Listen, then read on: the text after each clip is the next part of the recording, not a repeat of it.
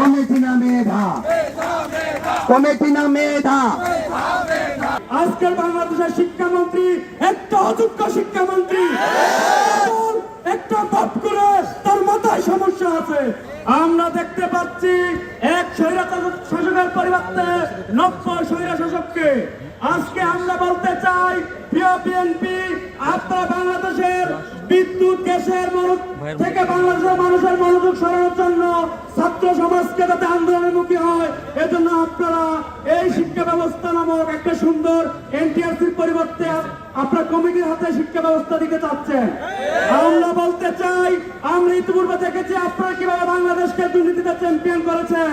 এই কমিটির মাধ্যমে শিক্ষক নিয়োগ হলে বাংলাদেশ আবারও দুর্নীতিতে চ্যাম্পিয়ন হবে। আমরা জানি কিভাবে কমিটির মাধ্যমে স্বজনপ্রীতি হয়, আমরা জানি কমিটির মাধ্যমে কিভাবে শিক্ষক নিয়োগ হয়, অযোগ্যদেরকে কিভাবে নিয়োগ দেওয়া হয়। আমরা বলতে চাই, আজকের বাংলাদেশের শিক্ষামন্ত্রী একটা অযোগ্য শিক্ষামন্ত্রী, একটা বাপ করে তার মাথায় সমস্যা আছে। তাকে পদত্যাগ করতে হবে, নয়তো দেশের ছাত্র সমাজ তাকে গলা ধরে তার মস্তক থেকে বিতাড়িত করবে। আমরা বলতে চাই, এদেশের ছাত্র সমাজ আবার লং মার্চ করবে, ঢাকা না দিল্লি, পাশাপাশি আবার লং মার্চ করবে। হয় সেই এনটিআরসি থাকবে, নয়তো প্রধানমন্ত্রীকে পদত্যাগ করতে হবে।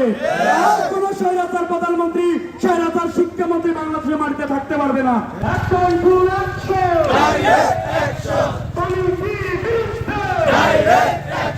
শিক্ষা মন্ত্রণালয় এবং সরকারের নিকট উদাত্ত আহ্বান রাখতে চাই, শিক্ষার্থীদের সেন্টিমেন্ট নিয়ে আপনারা খেলার চেষ্টা করবেন না।